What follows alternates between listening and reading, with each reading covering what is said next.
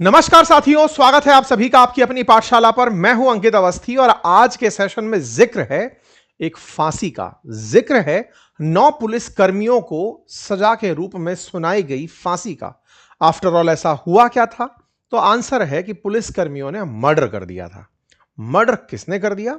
Police वालों ने, अर्थात रक्षक ही भक्षक बन गया था। यह मैं नहीं, कोर्ट कह रहा है।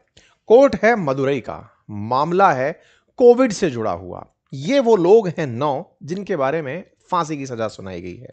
हेडलाइंस हैं कि मदुरई के अंदर कोर्स केस का नाम है साथनकुलन कस्टोडियल डेथ मामला, जहां पर एक पिता पुत्र की पुलिस की हिरासत में मौत होने पर उन पुलिसकर्मियों के खिलाफ की गई जांच के फलस्वरूप पुलिसकर्मियों को दोषी पाते हुए उन्हें फांसी की सजा दे दी गई है।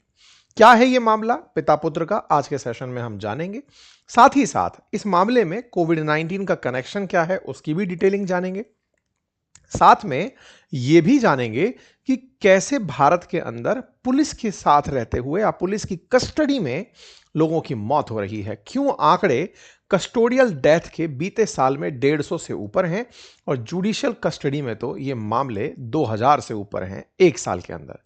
क्या हमारे देश के अंदर कस्टोडियल डेथ को लेकर कोई सख्त कानून का अभाव है या फिर सरकार की आदेशों की पालना नहीं हो रही है? सभी बातों का आज के सेशन में विधान से डिस्कस होगा। साथ ही साथ सारे प्रोज एंड कॉन्स डिस्कस किए जाएंगे, कैसे इनका इंप्लीमेंटेशन आसान हो सकता है। सारी बातें विषयवार आपके सामने रखने का प्रयास है। बात है तमिलनाडु के मदुरई सेशन कोर्ट की। तो पहले तमिलनाडु के बारे में हल्का सा जान लीजिए। भारत का दक्षिणतम राज्य तमिलनाडु। तमिलनाडु के अंदर एक जगह है साथानकुलम। साथानकुलम के अंदर 2 व्यक्ति, एक हैं पी जयराज और दूसरे हैं जे बैनिक्स। पी जयराज पिता और बैनिक्स पुत्र, इन दोनों की पुलिस कस्टडी में मौत हो जाती है। मामला है कोरोना के काल का। कोरोना काल की कहानी यह है कि 19 जून 2020 को पुलिस ने मोबाइल कारोबारी पी जयराज को, जो कि 59 वर्षीय थे, और उनके बेटे जे बैनिक्स को हिरासत में लिया था। आरोप था कि उन्होंने लॉकडाउन के दौरान दुकान खुली रखी थी। दोनों ने ही सथानकुलन पुलिस स्टेशन में वहां पर उन्हें ले जाया गया। वहां से उसे न्यायिक हिरासत में भेजा गया, जहां कुछ ही दिनों में उनकी मौत हो गई। परिजनों ने आरोप लगाया कि दोनों के साथ थाने में रात भर मारपीट की गई। उनके शरीर पर गंभीर चोट के निशान पाए गए। अब इस पूरी कहानी की थोड़ी सी टाइमलाइन जान लेते हैं। ये तो घटना हुई, हुआ क्या था, कैसे कैसे हुआ था, उसके बारे में बताते हैं। तो असल में 19 जून 2020 को जयराम को कथित तौर पर कहा गया कि आप कोविड-19 लॉकडाउन के नियमों का उल्लंघन कर रहे हैं। इन आरोपों के चलते पुलिस ने उसे हिरासत में लिया था। आपको याद होगा कि लॉकडाउन के समय पर घर से बाहर निकलना, दुकानें खोलना, ये लगभग कर्फ्यू जैसे हालात पैदा थे। उस समय पर पुलिस ने एक व्यक्ति पी जयराम को इसलिए उठाया कि आपको कह रखा है कि लॉकडाउन में दुकान बंद रखनी है, आपने क्यों खोल रखी है? वास्तविकता यह थी कि जो समय सीमा बताई गई थी उससे अधिक देर तक खोलना बताया गया। हालांकि बाद में सीबीआई जांच में यह तथ्य भी गलत पाया गया।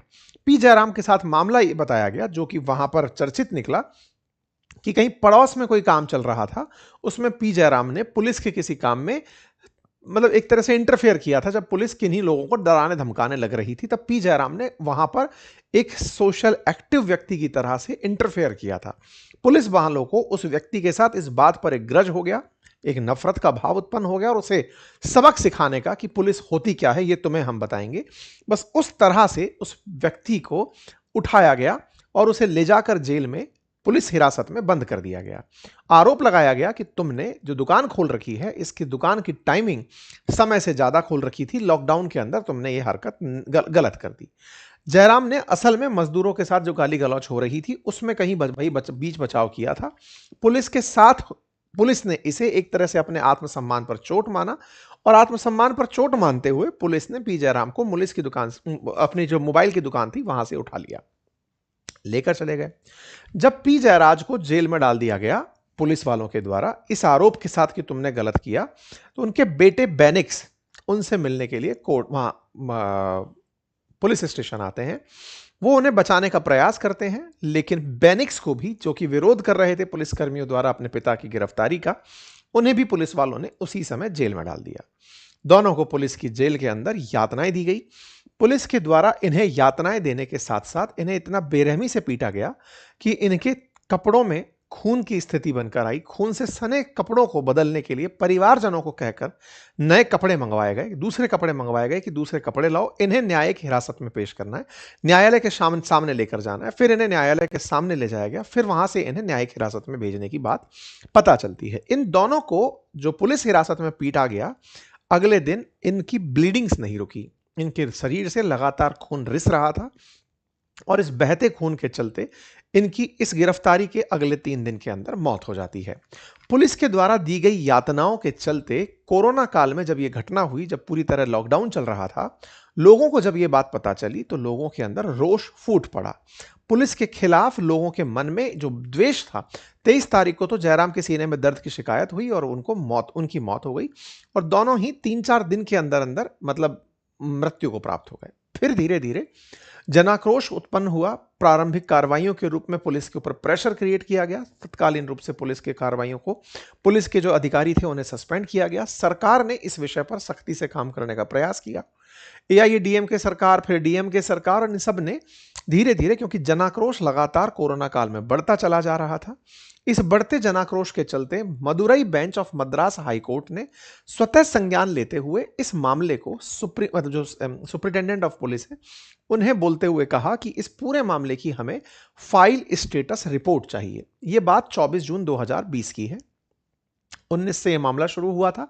24 जून को मदुरई जो बेंच है तमिलनाडु हाई कोर्ट की, मद्रास हाई कोर्ट की, उसने अपनी तरफ से आदेश दे दिया स्वतः संज्ञान लेते हुए कि भाई मुझे इस पर जांच करानी है। इससे सरकार पर और प्रेशर बढ़ने लगा। मदुरई बेंच के द्वारा इस आदेश को जैसे ही दिया गया, तत्काल प्रभाव से सरकार चेतती है और वो 28 जून को इस मामले को सीबीआई को सौंप देती है, सेंट्रल इन्वेस्टिगेशन ब्यूरो को सौंप देती है, सेंट्रल ब्यूरो ऑफ इन्वेस्टिगेशन को सौंप देती है कि आप इस मामले की निष्पक्ष जांच करिए। इस बीच में मद्रास हाईकोर्ट ने भी स्वतः संज्ञान लेते हुए न्यायाधीश को बोल करके मामले की जांच का बोला हुआ था। यानी एक तरह से यह मामला बहुत ही जल्दी से सीबीआई को ट्रांसफर कर दिया गया। तमिलनाडु सरकार के द्वारा जब इस मामले को सीबीआई को ट्रांसफर किया गया तो लोगों ने इस पर थोड़ी राहत की सांस ली और प्रतिक्रिया स्वरूप लोगों ने इस बात को इस तरह से लिया कि सरकार के साथ साथ कोर्ट ने भी उनके बारे में सुना और सीबीआई के आदेश के तुरंत बाद, सीबीआई की जांच में जाते ही तुरंत प्रभाव से sub inspector Balkrishna, constable Mathuraj, Murugan, इन सभी को गिरफ्तार कर लिया गया। जो यहां का मेन एसएचओ था उसे भी गिरफ्तार कर लिया गया। लोगों ने इस गिरफ्तारी के बाद खुशियां मनाना शुरू किया। सीबीआई बड़ा तेजी से इस मामले की जांच में जुटी। सितंबर तक आते आते सीबीआई ने चार्जशीट फाइल कर दी 9 पुलिसकर्मियों के खिलाफ तमिलनाडु के अंदर कस्टोडियल डेथ के मामले में। सुप्रीम कोर्ट मतलब सीबीआई के द्वारा इस मामले की जांच को बहुत तेजी से कोर्ट के सामने प्रस्तुत किया गया। आरोप पत्र 25 सितंबर 2020 को लगाए गए और 12 अगस्त 2022 को मदुरई के मुख्य न्यायिक मजिस्ट्रेट के समक्ष पूरक आरोप पत्र भी कि सर पहले इतना जमा कराया था, अब इतना और ले लीजिए, और इसे उठा करके कोर्ट के सामने सीबीआई ने रख दिया। सीबीआई ने यह भी बताया कि उन्होंने किसी भी प्रकार के नियमों का उल्लंघन नहीं किया था। टोटल 10 लोगों के खिलाफ चार्जशीट जानी थी, लेकिन इनमें से एक पुलिस वाला जो सब इंस्पेक्टर था उसकी कोविड-19 के संक्रमण से मौत हो गई। सीबीआई ने बताया कि पुलिसकर्मियों ने दोनों के खिलाफ ही झूठा मामला दर्ज किया था। इस मामले के बाद सब यह मामला पहुंचता है कोर्ट के पास। इस कोर्ट के मतलब जब कोर्ट के पास पहुंचता है, मदुरई ब्रांच के पास, तो उसमें हाईकोर्ट का निर्देश रहता है कि इस मामले की सुनवाई तेजी से की जाए। सुनवाई का मतलब क्या होता है? जब कोर्ट के सामने चार्जशीट तय मतलब ला दी गई है कि सर ये आरोपी हैं, इन्होंने ये अपराध किया है, इन अपराधों के तहत इन्हें इतनी सजा मिलनी चाहिए, ये जब मतलब पुलिस न्यायालय के सामने ले जाकर कागज सौंपती है तो न्यायालय जिन्होंने अपराध किया है, जो आरोपी हैं, उन आरोपियों से अपनी डिफेंस में बात रखने का ऑप्शन देती है कि आप बताइए आप अपने बारे में क्या कहना चाहते हैं। तो ऐसे समय पर जब 9 आरोपी हैं तो इन आरोपियों की जिरह भी लंबी चलने लगी और ये चलते चलते अदालत ने तो समय बहुत कम दिया था कि आप 6 महीने के अंदर इस पूरे मामले को सुनकर बताइए, लेकिन धीरे धीरे यह मामला 16 अक्टूबर 2023 से 2 फरवरी 2024 तक 26 सुनवाइयों के अंदर फंसा। फिर 27 मार्च 2024 से 26 सितंबर 2024 तक इन 21 सुनवाइयों में फंसा। लगातार जिरह यानी कि सब अपने अपने पक्ष रखने में बिजी थे। इससे न्याय में देरी आती जा रही थी और हाई कोर्ट कई बार कोई जमानत याचिका दायर कर दे रहा है, कोई कुछ कर दे रहा है, हाई कोर्ट ने बड़ी सख्ती से इस बात की मॉनिटरिंग करते हुए न्यायालय को इसे द्रुत गति से सुनने का निर्देश दिया। सोचिए 2020 का यह मामला 2026 में 6 साल में जाकर कि जब सीबीआई इन्वॉल्व थी, सरकार इन्वॉल्व थी, लोगों का एक्टिव इन्वॉल्वमेंट था, हाई कोर्ट का स्वतः संज्ञान था, इन सब के बाद में 6 साल बाद जाकर के आज आप ये खबर सुन रहे हैं कि जिन पुलिस कर्मियों ने उन्हें बेरहमी से पीटा था उन्हें फांसी की सजा हुई है।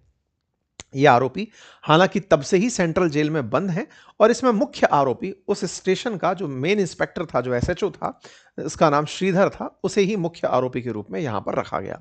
मदुरई कोर्ट ने 9 की 9 पुलिसकर्मियों को 23 मार्च को ही गिल्टी तय कर दिया था कि ये मुख्य आरोपी हैं और इन्हें सजा सुनाई जाएगी। 23 मार्च के बाद 6 अप्रैल को कोर्ट ने इन सबको फांसी की सजा सुना दी और साथ में लगभग 1 करोड़ 40 लाख रुपए का मुआवजा देने की भी कहा।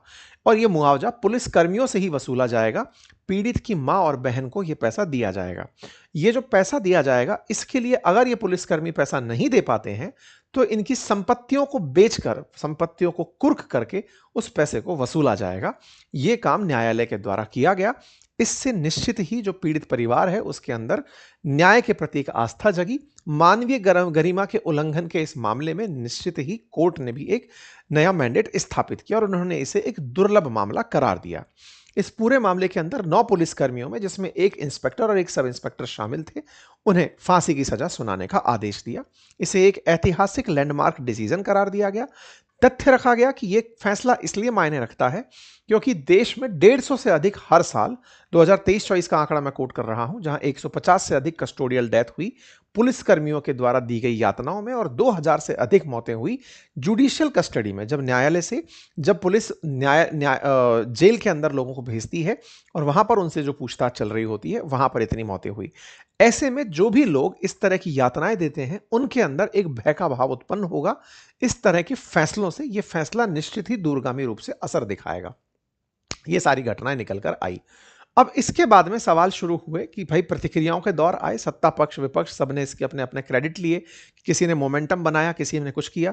लेकिन सबसे बड़ा सवाल ये कि जो देश में ये घटना घटी, इस कस्टोडियल डेथ को लेकर के प्रावधान क्या है, मतलब हमारे कोर्ट में इसको कैसे माना जाता है, हमारे कानून इसे कैसे देखते हैं। तो सबसे पहले तो कस्टोडियल डेथ या हिंसा है क्या, उसके बारे में मतलब यह है कि जब किसी व्यक्ति को गिरफ्तार करके पुलिस अपने साथ रखे या न्यायिक हिरासत में रखे, उस समय अगर उसके साथ कोई मारपीट होती है, यातना होती है, उसे हिंसा के रूप में कंसीडर किया जाता है। इस हिंसा को भारतीय नागरिक सुरक्षा संहिता 2023 के अनुसार 2 भागों में, कि पुलिस कस्टडी में हुई हिंसा और जिसके अंदर न्यायालय में हुई हिंसा के रूप में करार लिया जाता है, जिसमें मारपीट करना, जबरन कबूलनामे के लिए दबाव डालना, मानसिक उत्पीड़न, अपमान करना, यौन हिंसा, यहां तक कि हिरासत में मौत को भी शामिल किया जाता है। बीएनएसएस 2023 के अनुसार हिरासत को 2 भागों में बांट कर लिया गया, जिसमें पुलिस अधिकतम पूछताछ के लिए 15 दिन का समय ले सकती है। हालांकि इसके प्रोविजंस अलग अलग हैं, बहुत सी केसेस में अलग अलग हैं कि किसी को अगर पहले से ही प्रिवेंटिव डिटेंशन में लेना है तो उसके प्रावधान अलग है। लेकिन हां, पुलिस पूछताछ के नाम पर कोर्ट से समय मांगकर कि अपराध के बारे में जानकारी अपराधी से लेनी है, इसलिए वो उन्हें अपने साथ रख लेती है कि साहब हमें इससे पूछना है कि यह अपराध क्यों हुआ है। इसके बाद में पुलिस अपने तरीके अपनाती है और उसके पीछे बड़े तरीकों में होता है कि एक सोशल प्रेशर होता है कि रिजल्ट लेकर आना है कि साहब ये कैसे हुआ।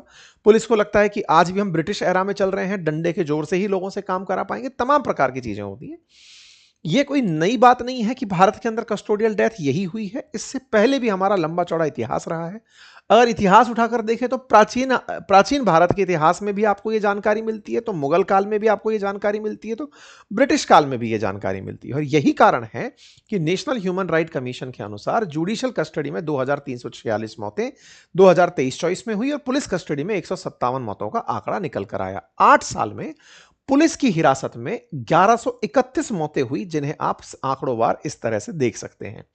पुलिस के द्वारा इस तरह की जो घटनाएं घटित हुई, जिस तरह से चीजें की गई, उनसे फिर बड़ा सवाल बनता है कि भारत में आफ्टर ऑल इन्हें रोकने के प्रावधान क्या हैं, जबकि जीने का अधिकार आर्टिकल 21 के तहत भारत में फंडामेंटल राइट है।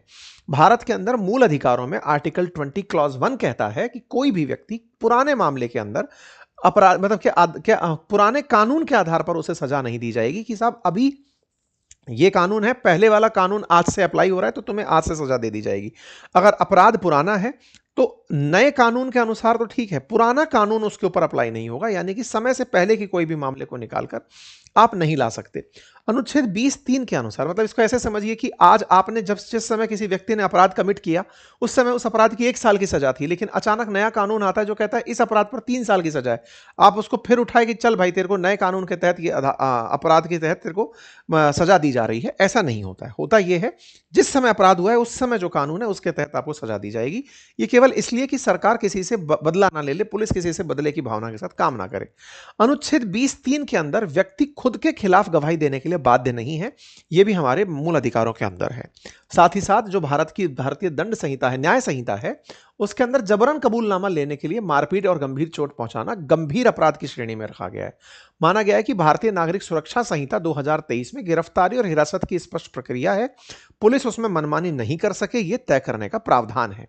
इसमें पुलिस के द्वारा धमकी देना, लालच या दबाव में लिया गया कबूलनामा अदालत में मान्य ना करने का भी प्रावधान दिया गया। वहीं अंतर्राष्ट्रीय कानूनों की अगर बात करें तो संयुक्त राष्ट्र के चार्टर और आईसीसीपीआर यानी नागरिक और राजनीतिक अधिकारों पर अंतर्राष्ट्रीय संधि को चूंकि भारत ने स्वीकार किया हुआ है, इसलिए हमें अंतर्राष्ट्रीय स्तर पर भी इस तरह की गतिविधियों को रोकने का दबाव बना रहता है।